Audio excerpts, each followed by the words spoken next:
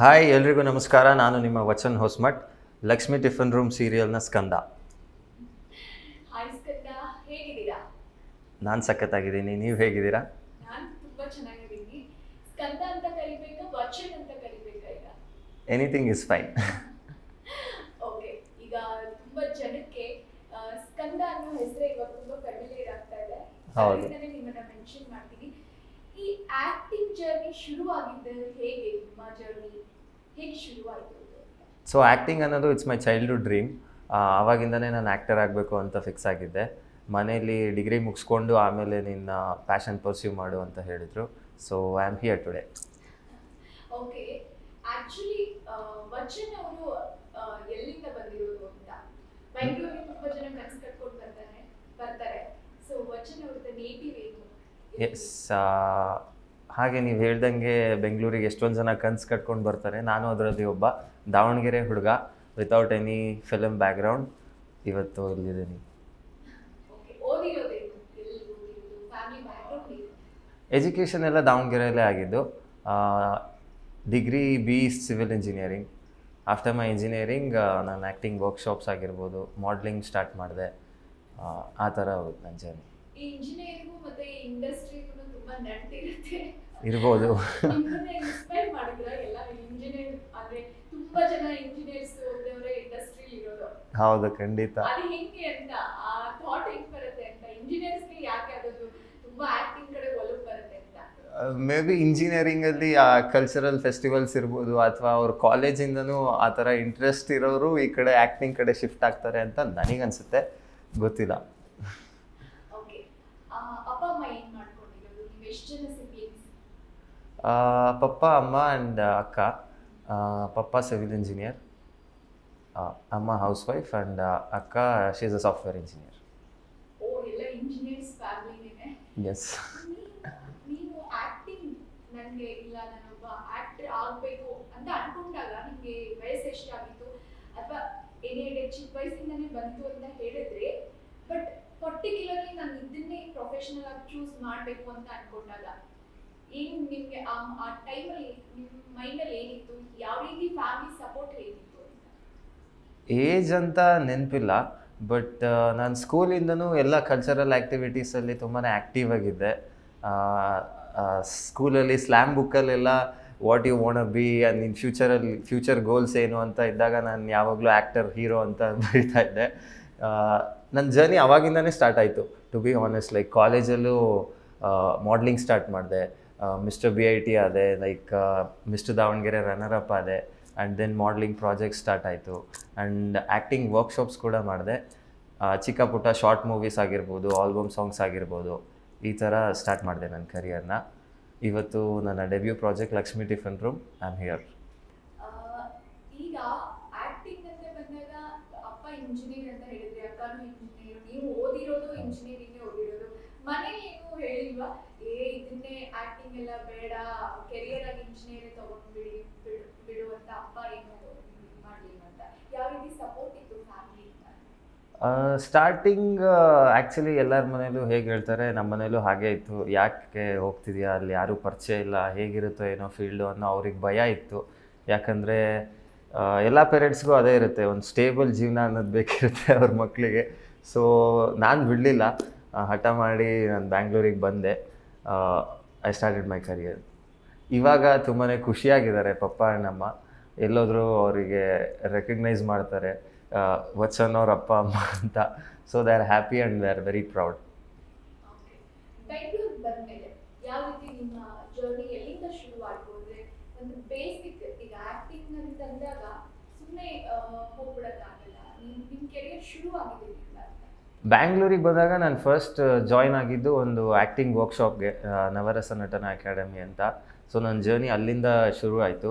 ಅದ್ರ ಜೊತೆ ಚಿಕ್ಕ ಪುಟ್ಟ ಯಾವುದಾದ್ರೂ ಪ್ರಾಜೆಕ್ಟ್ಸ್ ಆಗಿರ್ಬೋದು, ಥಿಯೇಟರ್ ವರ್ಕ್ಶಾಪ್ಸ್ ಆಗಿರ್ಬೋದು, ಅದನ್ನೆಲ್ಲ ಮಾಡ್ತಾ ಹೋದೆ. ಆಡಿಷನ್ಸ್ ಅಟೆಂಡ್ ಆಗ್ತಾ ಹೋದೆ. ಸೊ ಲಕ್ಷ್ಮಿ ಟಿಫಿನ್ ರೂಮ್ ಆಡಿಷನ್ನಲ್ಲಿ ಸೆಲೆಕ್ಟ್ ಆದೆ. I am here. ಓಕೆ, ಎಷ್ಟು ಆಡಿಷನ್ ಕೊಟ್ಟಿದ್ರಿ? ಅಂದರೆ ಇಷ್ಟು ಇದರಲ್ಲಿ ಗೊತ್ತಿಲ್ಲ, ಪ್ರಾಪರಾಗಿ ನಂಬರ್ ಕೋಟ್ ಮಾಡೋಕ್ಕಾಗಲ್ಲ, ಬಟ್ ಕೊಟ್ಟಿದ್ದೀನಿ.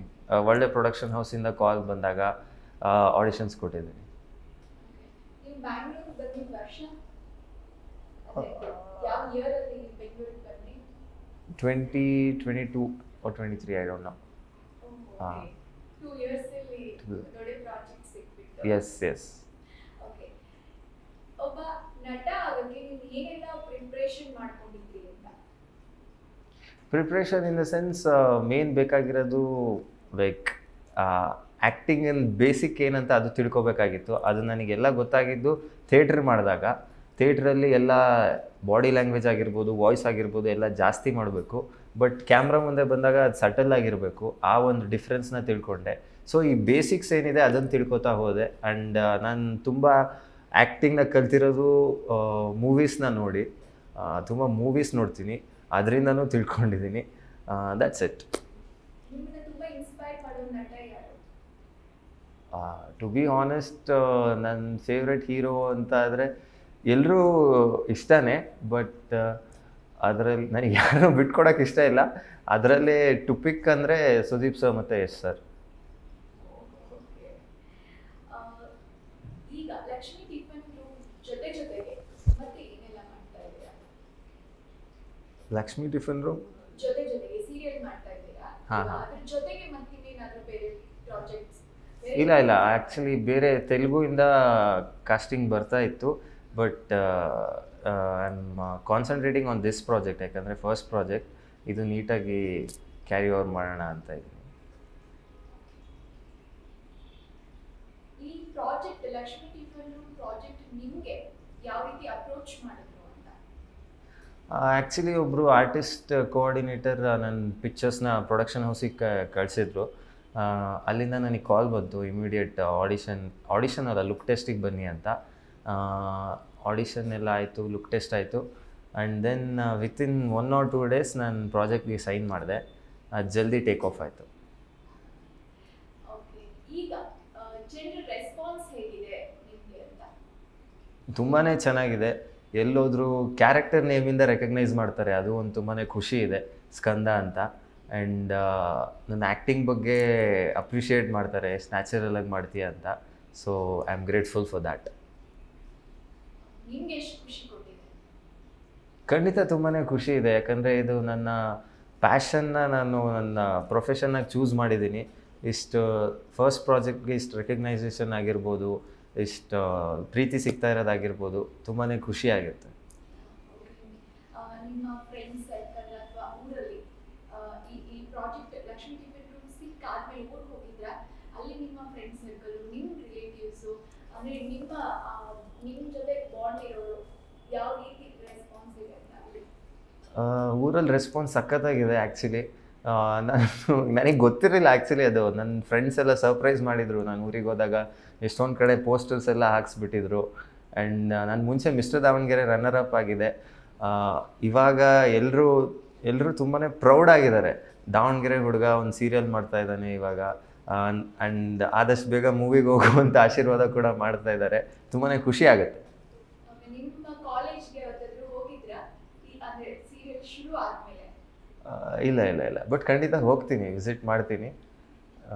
ನನ್ನ ಟೀಚರ್ಸ್ ಎಲ್ಲ ನೋಡ್ತಾ ಇರ್ತಾರೆ, ಸ್ಟೇಟಸ್ ಆಗಿರ್ಬೋದು, ನಾನು ಇನ್ಸ್ಟಾಲ್ ಏನಾದರೂ ಪೋಸ್ಟ್ ಮಾಡಿರೋದಾಗಿರ್ಬೋದು. They are very proud and happy. Lakshmi tiffin room project ಸಿಕ್ಕ ಮೇಲೆ ನಿಮಗೆ ಮರೆಯಲಾಗದ ಘಟನೆ ಅನ್ನೋದೇನಾದರೂ ನಿಮ್ಗೆ ಅನಿಸಿದ್ದು ಅಥವಾ ಲೈಫಲ್ಲಿ ನಿಮ್ಗೆ ತುಂಬ ಖುಷಿ ಕೊಟ್ಟಿದ್ದ ಕ್ಷಣ ಯಾವುದು ಅಂತ? ಖುಷಿ ಕೊಟ್ಟಿದ್ದ ಕ್ಷಣ ಅಂದರೆ ತುಂಬಾ ಇದೆ actually. Like daily every day ಎಲ್ಲಿ ಹೋದರೂ ರೆಕಗ್ನೈಸ್ ಮಾಡ್ತಾರೆ.